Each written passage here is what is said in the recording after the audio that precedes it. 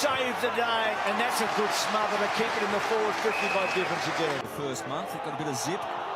Oh, that's the sort of forward pressure Gibbons is expected to. He collected it. Ball still alive here. Gibbons picks it up, kicks it around the body. It's bending, and he's finally got his first as a Blue. House, the best off the boot there for Langdon, and Gibbons just charges him down. Inexplicable there from Langdon. I think he fucked well. Leaves it inside 50, equal numbers, of course. Oh, what a take by Gibbons. Last year in the VFL, now linking up with McGovern. ISO to the younger brother, Charlie. Here's a chance for Cunningham. Into hands, Gibbons around the corner. Blues like they did last week. Hello. We are joined by Michael Gibbons, who was picked up as a mature age recruit by the Carlton Blues Football Club back in 2019 in the rookie draft, and has played 33 games and is a goal-kicking midfielder. Michael, I just want to ask you, you've obviously had a really decorated career in the VFL, winning 2 JJ Liston trophies in 2016 and 2018 at the Williamstown Seagulls. I just want to ask you, what is it like to be drafted as a mature age recruit? But not only this, to be drafted to a club with such a rich history as well in the Carlton Footy Club. Yeah, it's interesting. I obviously missed out on a fair few drafts. So I missed out when I was 18, when I was pretty certain that I'd get picked up and had some good information. And so that one pretty hurt a lot. And then come down to Williamstown and played 5 years there, and had some good years there. And again, there was a couple times when I thought I'd be close to getting picked up. So look, the disappointment was quite severe for some of it, I guess. And then the year that I ended up getting picked up in 2019, I did miss out on the draft again, where the co-captain Sam Doherty done his knee again at training. So I actually got a call up to go in and just train on with the squad. So I wasn't officially drafted there to start. I just had to train for like 2 months without a contract and without knowing what was going on. So it was daunting and everything. But once the news come through that I was actually going to be a Carlton player, man, I was ecstatic. And to touch on, like you spoke about the rich history, like for me, I didn't know a whole heap about Carlton in terms of how great their supporter base was and how big their membership is, and like how much of a reach they have as a club. So since I've come here, I've fallen in love with the joint, and to realise how big of a sleeping giant the club is. And once the boys get rolling, and we're starting to get rolling, like the club is gonna boom. So it's an interesting time, and it's an exciting time for us. So you talked about how you got to the club, but what did it actually take to get noticed by the club at VFL level? Look, I don't know, just I guess consistent performances. So I had like 5 years there, and we were lucky enough to make the granny in my second year in the VFL, and played all right and everything. So I played some good games when I was younger, and I don't know. I think for me, I was in a pretty strong team in Williamstown, and I was at a standalone club. That's what I wanted to do, because I didn't want to be affiliated with an AFL team and have the possibility of missing out on a spot week to week because of these blokes that are coming back who I thought I was better than. So look, it was a bit of a, like, I don't know if I can swear, but a fuck you attitude to everyone else, to be fair. And yeah, that's sort of the way I looked at it. And I used to just sort of challenge myself to go up against these blokes that I thought I was better than. And yeah, I don't know. It was sort of just on a repeat basis, week to week, putting up good games and showing performances that I can match it with them and beat them. Going from the VFL to the AFL, what's it been like playing with such a superstar in Patrick Cripps, playing in the midfield alongside him? Yeah, Cripps is unreal. I think the thing that gets lost, I don't know if it gets lost, but like, I guess when you're watching footy on the TV, you sort of look at blokes and you don't realise how big they are. And it's not until you meet Cripper in person that he's 195 centimetres, he's 100 kilos, but he's completely ripped. It's all muscle. And the way he trains is actually quite extraordinary.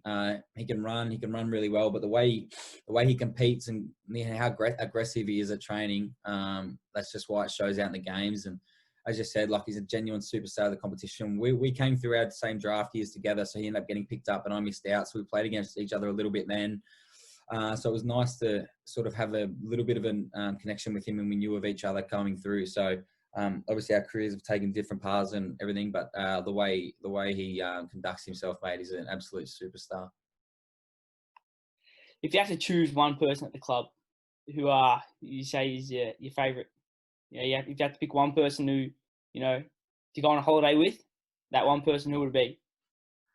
Oh, off the field, probably Zachy Fisher. So Fish and I are pretty close. So we do a bit together, and he'd probably be one of my favourite teammates as well. But yeah, definitely off the field, Fish for sure. And who would be the biggest pest at the club? Zach Fisher.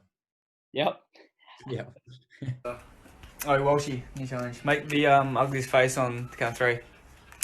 1, on 3. Yeah. 1. Can you do it on 3? Yes. 1. No, do it on 3.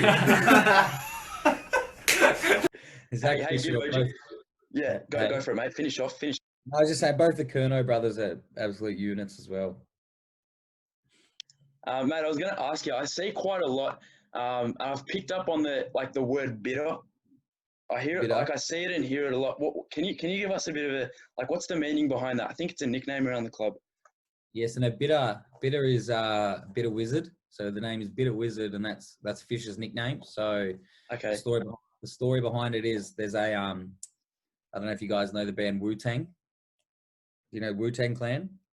Yeah. Well, there's a thing on Google called the Wu-Tang Clan name generator. So you can put in your name and it comes out with your Wu-Tang Clan name. So he put that in, and that's his Xbox. I think that's his PlayStation name and everything, and it's just sort of stuck. So Bitter Wizard that's what he got. That's what the boys run with. It's pretty good. Bloody hell, love it, mate. Love it.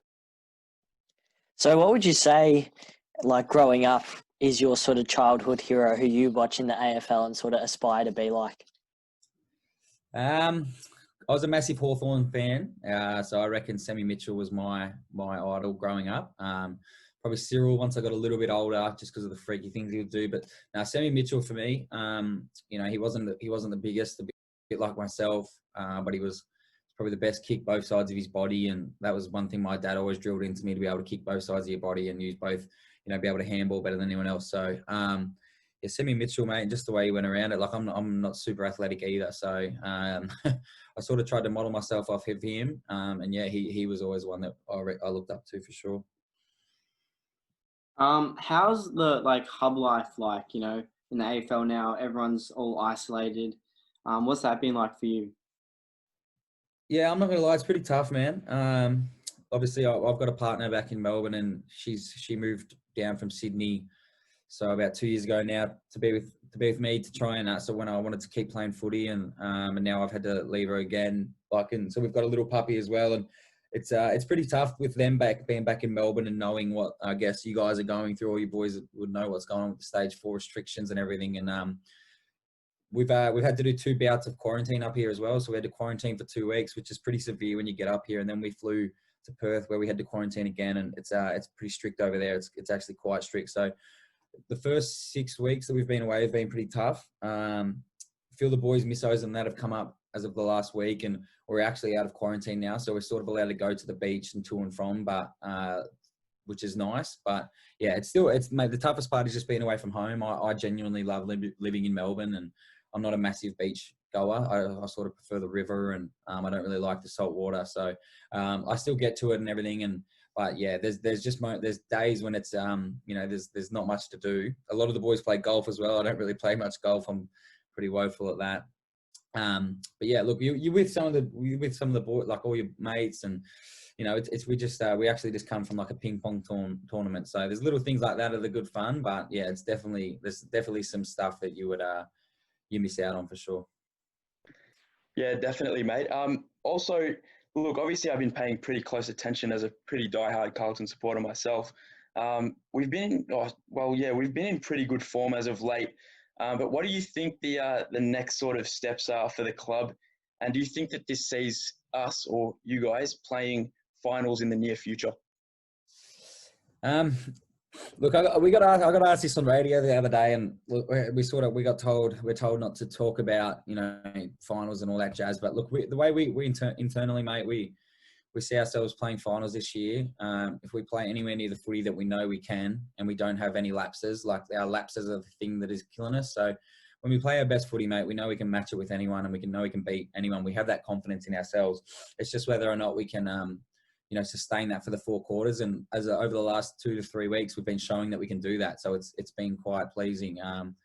We got 2 massive games coming up in the Pies and the Giants, and they're both, sort of 8-point games. Both those teams are around where we are, and starts with the Pies this week. If we can knock those off, it puts us in a good position to then have a run at it. So look, it's exciting, and the boys have a great deal of belief. So that's probably the best part, that it's, we're actually enjoying our time at the moment in the hub. We're enjoying training, and the boys actually are all striving to one goal, which is really exciting.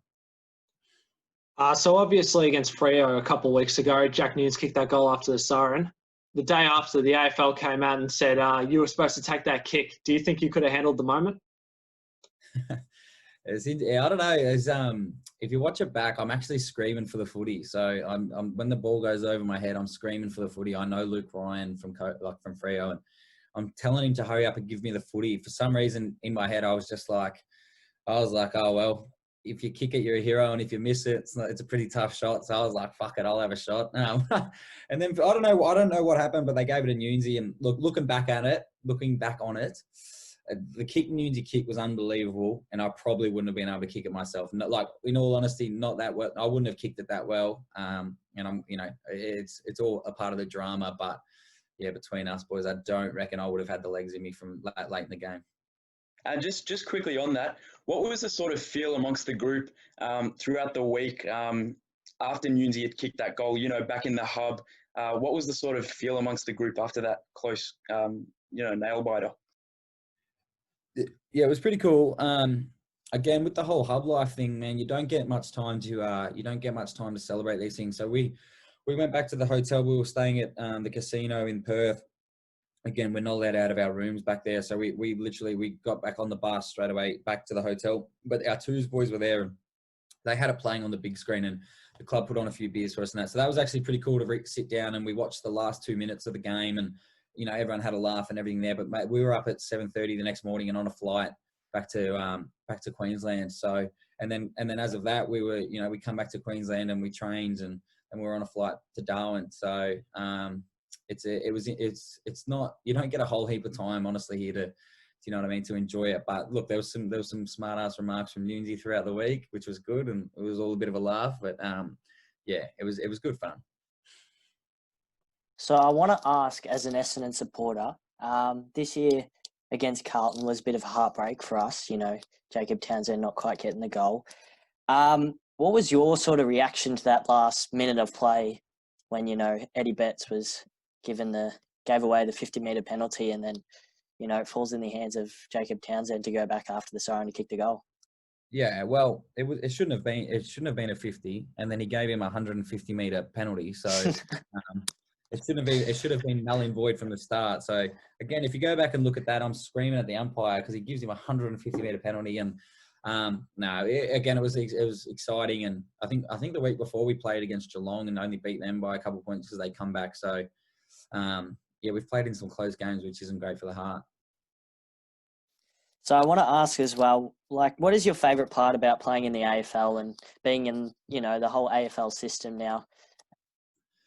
I don't know. The best part, man, is just being able to play footy for a profession. Like, I used to be a carpet layer, so I did that for 5 years, and I was studying part-time as well. So I was studying business management, which I love both of those. I got along with my boss really well, and I was playing VFL with Willie, and I loved playing down there as well. So I had it pretty good, and I was enjoying it. But I guess all you lads love footy too, and to realise, that what we do on a Thursday night when we're playing local and we're training, I get to do that every single day of every week. And just there's little moments where you just I still pinch myself when I'm at training, and we might do a 16K session in the preseason, and they're tough. They are 100%, they're tough. But you get a lot of satisfaction after doing one of those sessions and just realizing that shit, I've just done that with some of my mates, and this is it's better than laying carpet for the next 40 years. Trust me on that one.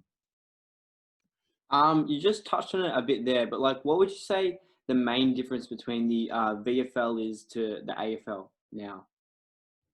It's just definitely the workload. So Look, AFL to VFL, I don't like, the games are a lot quicker and whatever, but the training standard is probably the thing that I was so surprised about. So, at Williamstown, like we're all tradies and uni students, and after a day's work, you get there and you're pretty knackered come training day, and you do train fairly hard still. But I guess the thing that I was most taken back by was the step up from the training. So when we train at the Blues, it's full on. Like even if you're doing a 150-meter sprint, you've got blokes throwing elbows, and it's competitive in everything you do. So, and then you just get caught up in that. You get caught up in that and just wanting to beat everyone. So I think it's a good stepping stone and everything. But I guess it took me a little bit to adjust to, because I'd come from a system where I hadn't really known that. So mate, the training thing is the difference for me for sure. In the time that you've spent in the AFL, what would you say is the toughest team or opponent to play against? It's a good question. I reckon, like last year was a bit different when I think we got smacked a bit early, and we were getting smacked a lot. Since we've been going all right since halfway through last year, I think the hardest, West Coast this year were pretty good. Like they are a very good side. But also I reckon Collingwood, before they got all their injuries, they are right up there. The one person I will say is that the hardest person I've played on is probably Basher Hooley. So, mate, he does these 150-meter sprints as soon as Richmond get the ball, and you're chasing him as a forward flank, and you're just feeling like you're a back pocket. So, and he uses the ball well, and he works really hard. So, yeah, I reckon Basher Hooley would have to be one of the hardest opponents I've played on. Mate, it's funny you say that. I didn't want to brag and, rave about it, but Basher Hooley is actually my mentor at this point in time. I'm not even, joking. I have a good relationship with him, so I'll let him know that you think of him like that. I'm sure he'll appreciate it. That's cool. But I wanted to finish off on a positive one. I remember last year it was a little bit embarrassing on your end, mate, but I thought I'll bring it up anyway for a bit of a laugh. That you kick a goal against, I can't remember who it was, Sydney or Adelaide, and I think you just kick a goal in the goal square and you put your hands up and you just do this little waddle. What was that all about, mate? Talk us through that one. Yeah, I'm not too sure. I've copped a bit of grief for that the whole time. So we just literally, Zach Fisher and I had spoken all week about enjoying playing footy and sort of making it fun for each other. So I remember I kicked it was a little 2-meter toe poke on the line, and I just throw the hands up straight away like I've kicked a goal to win the grand final. So I don't know what was going on there, but if you want to see it, it's on Fisher's page, Insta page. It's from last year, but he takes a piss out of me a bit, and it's actually pretty funny. I don't know what I was doing there, to be honest with you, mate. Yeah, definitely. We'll get around that video. But anyway, Gibbo, that wraps up the video, our episode. So once again, I just want to thank you so much, sincerely, for just taking the time out. We know you have a busy schedule as an AFL player. And like I said, we're just really appreciative that you took the time out to come and help us do something that we're really passionate about in making videos about football. And we wish you the best of luck in the near future and in your career, really.